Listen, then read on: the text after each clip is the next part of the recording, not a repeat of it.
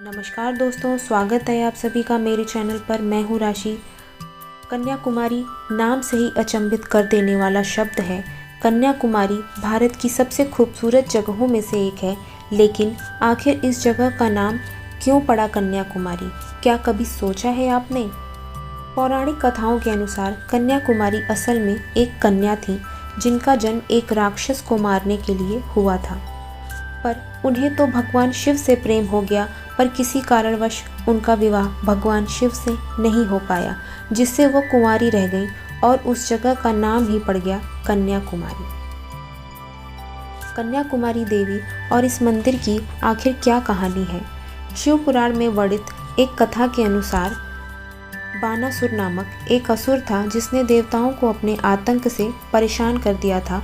सभी देवतागण इस असुर से मुक्ति चाहते थे, लेकिन भगवान शिव ने उस असुर को कठोर तपस्या के पश्चात ये वरदान दिया कि उसकी मृत्यु केवल एक कुंवारी कन्या के ही हाथों होगी, और अगर ऐसा नहीं हुआ तो वह असुर अमर हो जाएगा।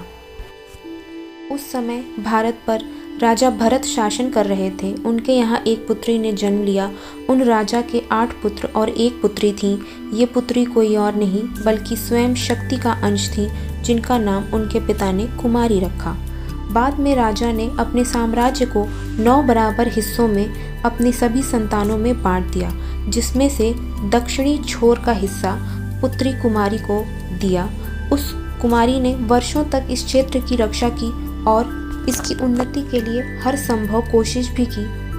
कुमारी भगवान शिव से प्रेम करती थी। उन्होंने भगवान शिव जी से विवाह करने के लिए कठोर तपस्या की। उनकी तपस्या से खुश होकर भगवान शिव जी ने उनका विवाह प्रस्ताव स्वीकार कर लिया और बारात लाने का आश्वासन भी दिया। फिर कुमारी विवाह की तैयारियों में लग गई। लेकिन नारद मुनि जान गए थे कि कुमारी कोई साधारण कन्या नहीं बल्कि शक्ति का ही अंश हैं, जिनका जन्म बानासुर का वध करने के लिए हुआ है। नारद जी ने ये रहस्य सभी देवताओं और भगवान शिव जी को बता दिया।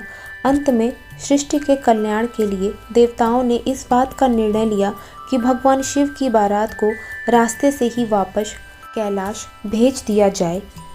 कुमारी से विवाह करने के लिए शिव जी आधी रात में ही कैलाश से बारात लेकर चल पड़े, ताकि विवाह के शुभ मुहूर्त तक वो पहुंच सके। लेकिन देवताओं ने आधी रात में ही मुर्गे की आवाज़ में बांग लगा दी, और मुहूर्त के लिए देरी हो जाने का एहसास होने पर शिव जी कैलाश की ओर वापस लौट गए और विवाह नहीं हो पाया। इसी बीच बानासुर को कुमारी की सुंदरता के बारे में पता चला, तो उसने कुमारी के सामने शादी का प्रस्ताव रखा। कुमारी ने शर्त रखी कि अगर वो उन्हें युद्ध में हरा देगा तो कुमारी उनसे विवाह कर लेंगी। दोनों के बीच युद्ध हुआ और बानासुर को मृत्यु की प्राप्ति हुई। देवताओं को उस असुर के प्रकोप से मुक्ति मिल गई। इधर कुमारी अपने वर के इंतजार में और शादी की तैयारियों में जुटी थीं। जब आकाश में सूर्योदय हुआ, तब उन्हें महसूस हुआ कि शिव जी नहीं आ रहे, और वह क्रोधित हो उठीं। उन्होंने शादी की तैयारी के लिए बनवाए हुए भोजन से भरे बर्तनों को पांव की ठोकर से तोड़ दिया और गुस्से में भूमि के सिरे के एक छोर पर जा खड़ी हो गई। वो एक सिद्ध योगिनी थी। उन्होंने वहीं खड़े खड़े अपना शरीर त्याग दिया। आज भी उस स्थान पर एक मंदिर है जहां उन्होंने अपना शरीर त्यागा था, और उसी स्थान को कन्याकुमारी के नाम से जाना जाता है। देवी का विवाह संपन्न न होने के कारण बच गए दाल चावल बाद में रेत और कंकड़ बन गए। कन्याकुमारी मंदिर लगभग 3000 साल पुराना है। कहते हैं कश्मीर से लेकर कन्याकुमारी तक भारत एक है।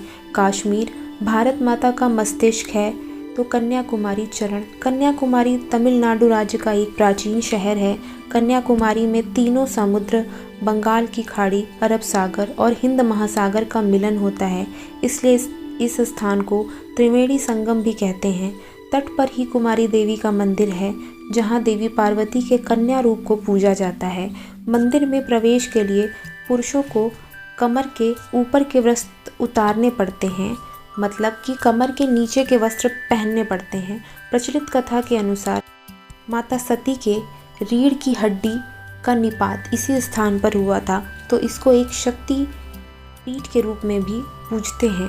यहाँ 12 स्तंभों वाला एक मंडप भी है जहाँ बैठकर यात्री धार्मिक कर्मकांड करते हैं। देश का ये एकमात्र ऐसा स्थान है जहाँ आप सूर्योदय और सूर्यास्त दोनों एक साथ देख सकते हैं। एक और कथा के अनुसार संत नारद जी और भगवान परशुराम जी ने देवी से कलयुग के अंत तक पृथ्वी पर रहने का अनुरोध किया। भगवान परशुराम ने बाद में समुद्र के किनारे एक मंदिर का निर्माण किया। उन्होंने देवी की मूर्ति स्थापित की। मंदिर के पास एक और पवित्र स्थान है जिसे विवेकानंद रॉक मेमोरियल भी कहा जाता है। चट्टान पर देवी के पैरों के निशान साफ देखे जा सकते हैं। तो दोस्तों, अगर आप लोगों को मेरी ये जानकारी थोड़ी भी अच्छी लगी हो तो मेरी वीडियो को लाइक करें, चैनल को सब्सक्राइब एंड शेयर कर दें, बेल आइकन को प्रेस कर दें जिससे मेरी वीडियोस की नोटिफिकेशन आपको मिलती रहे। मैं मिलती हूँ अपनी अगली वीडियो में एक नई कहानी और जानकारी के साथ। तब तक के लिए आप लोग अपना बहुत सारा ख्याल रखें, स्वस्थ रहें, खुश रहें। राधे कृष्ण।